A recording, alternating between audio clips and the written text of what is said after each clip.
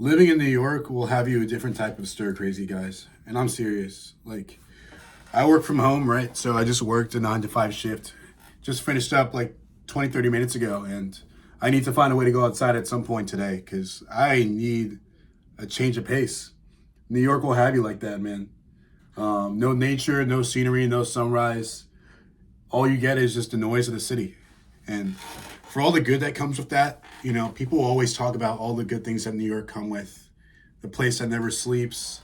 That's great, but I've been to Washington State a couple times, and just like the way people live life out west and away from these East Coast places is just so different. So I recommend anyone who's from the city find some time to go out west, find some time to go away from the hustle and bustle of it all, and you'll come to appreciate a different way of living.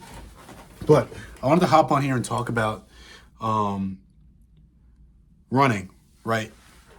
The concept of running and what running has done for me, how it's changed my life, and why it's so important that I feel you need to find a hobby away from computers, away from technology, away from like this digital sphere that we all live in today, in this like 24th century world, and find hobbies and find habits and find routines that bring you out in nature, that bring you close to the land, that bring you really back to the primal essence of who you are as a human.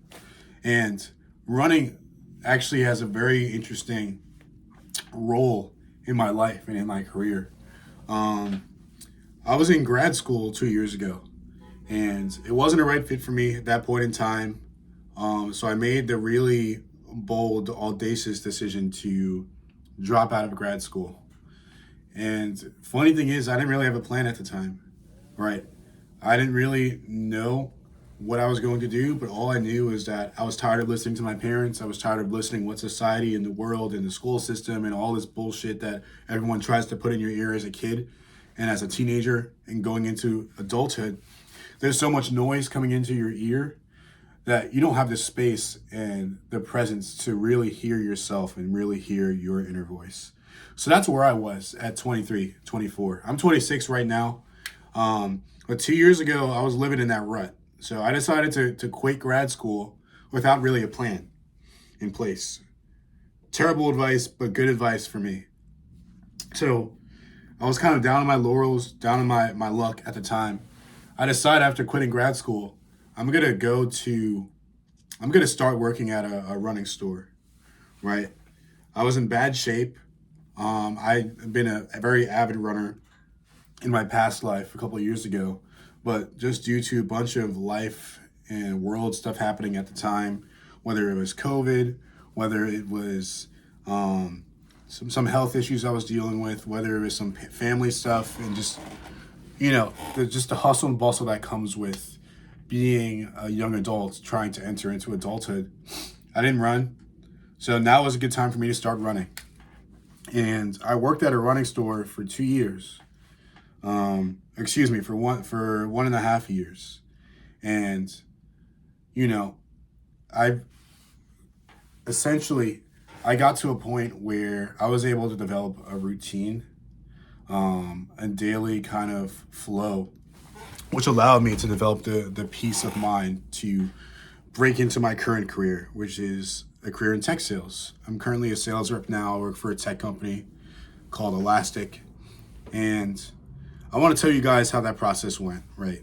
Because I work for a tech company now, but a lot of people don't know my experience. They don't know my background. So I tell them I work for a tech company. I tell them I'm doing this and I'm doing that.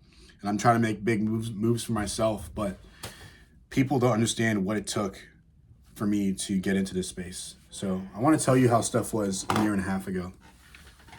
I was working 35 to 40 hours a week doing the running stuff. I also picked up a job at another running store during the time, and it was becoming untenable and unmanageable, right? As a lot of people know, retail isn't the most fun job. It's not the most desirable thing to do. So it got to a point where I was just checked out. Like, I feel like the ritual or the concept of working at a running store was really good in a sense where I was able to build a routine for myself and prove to myself that I had what it, I had what it took to work hard. I had what it took to work in a field or profession or a craft that I was passionate about because I loved running. But at the same time, I feel like there was no value given to me, right? I feel like my value as a productive worker was being extracted by the situation that I was in, right? The employer didn't really respect my skill sets. So what I did was essentially build a brand. I want to tell you guys what I did in order to break out of this paradigm, right? I was able to build a brand, build a reputation, and build an identity around my skill sets, my talents, and what I cared about doing. So I went into the running store with not necessarily a plan, but I had an idea that I would do something that I cared about and had some type of passion about in order to eventually leverage that to something down the line that made more sense for me. So when I started working in for the running stores, I didn't necessarily have an idea that I would be working in sales in 2024, 2025 it is now, working for one of the best tech companies in the world. But at the same time, the ritual and the mentality that it took for me to sacrifice my pride and dignity to be a college educated student, to drop out of grad school, to work for a running store, showed a level of like humility and a level of outside of the box thinking that I think most people could benefit from. So what's like the moral of the story for me saying all this? What's the point of me trying to break this message down from the root? Most people, when they're determining how they want to live their lives, they consult with their parents, they consult with friends, they consult with popular media, they consult with stereotypical or representations of what things ought to be based off, what they're subjected to. But I would argue most people don't really have the critical thinking skills / creative ability to think outside of the box about how they want their careers and their lives to be. So how to get to that place where you have an understanding or you have the faith in yourself, the faith in your abilities, the faith in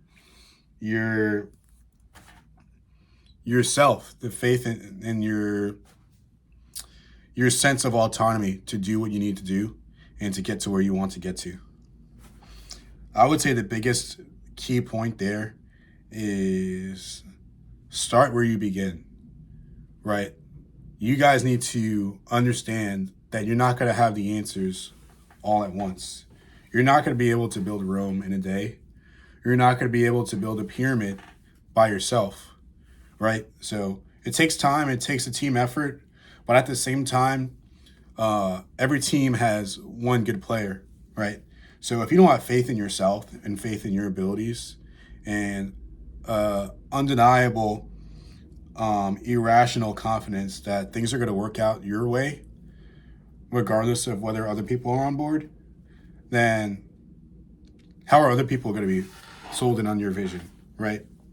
It doesn't matter if you're working at a sneaker store. It doesn't matter if you're a starving artist that's trying to get their work appreciated. It doesn't matter if you're a rapper or an artist. It doesn't matter what it is, right? You need to understand the brass tacks of it all, is that this comes down to undeniable faith in yourself that you can do it. And just because you have faith in yourself doesn't necessarily mean that you need to have the full picture painted, right? The picture starts with the canvas. The picture starts with investing in yourself, buying the paintbrush. The picture starts with drawing the strokes onto the canvas, one stroke at a time. And in due time, you don't worry about what it takes to get to the finished product, or in this case, like the painting, right? All that matters is that one stroke, every stroke on this canvas eventually leads to the finished product. it eventually leads to the painting. It eventually leads to the Mona Lisa. It eventually leads to, you know, if you're building out a building, every block, every cinder block, and every piece of that building eventually leads to the Sistine Chapel. So I want you guys to think like an architect when it comes to building your career. Think like an architect when it comes to having patience and an understanding of the bigger picture behind the scenes. Because you're not going to be the person that you want to be today, or you're not going to be the person that you want to be tomorrow, today, right away. It's going to take some time, and you're going to have some doubters along the way. You're going to have some roadblocks. You're going to have some things that may not pan out your way. But at the end of the day, you have the confidence that you're going to have what it takes to get to the finish line. Like any good runner, you train for the marathon, right? And on marathon day, you run that race, right? You don't care about how fast your heart rate is moving. You don't care about that pain you're feeling in your knee. You don't think, you just do. And action leads to execution. That's all I have for today. If you guys liked what you heard, you think you have any ideas on anything I just mentioned, anything I talked about, wanted to chime in, or have some ideas for any future content ideas, let me know. Still building this channel out. I want you guys to see up close and personal what it takes to get to the mountaintop, right? Because I'm still working on some stuff here, even in the background. Like, I'm working for a tech company now, but I'm a creative by heart. So I got my sewing machine in the back. That desk right there is literally like my creative studio, my creative chamber where I do stuff after work. Here's my workstation right here. This is my bookshelf where I'm learning. I'm tapping in with what the latest, greatest authors, biographies of like great people, XYZ, you know what it is. I'm trying to be where I want to be, but in order to be where I want to be, I need to get there. And by getting there, I need to do. Let me know, guys, if you have any questions. I'll talk to you soon. Adios. Bye.